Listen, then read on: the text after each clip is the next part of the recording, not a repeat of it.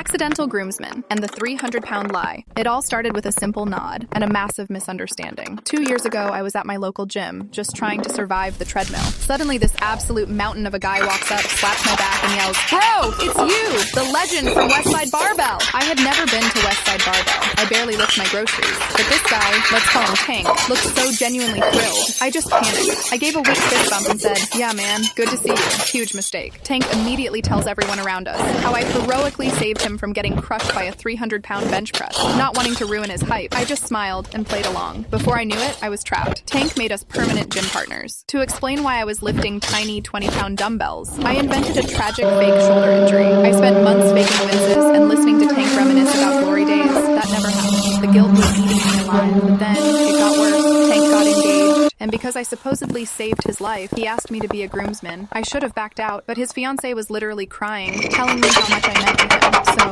I bought the suit. I went to the bachelor party. I even gave a toast about a gym I'd never even seen. Finally, at the wedding reception, I snapped. We were at the open bar, and I just couldn't take the lie anymore. "Tank," I blurted out, my hands actually shaking. "I have to confess, I'm not the guy. I never saved you. I've just been too terrified to tell the truth." I braced myself. Instead, Tank stared at me and burst into hysterical laughter. "Dude," he wheezed, wiping a tear. "The guy who saved me was 6'5" and had a neck tattoo. I knew you weren't him by our second workout." My jaw hit the floor. "Then why did you make me a groomsman?" Tank just shrugged, grinning. "Honestly, my original groomsman backed out, and your fake injury stories were hilarious. Plus, you're a cool guy." And that is how I became best friends with a guy whose life I never saved.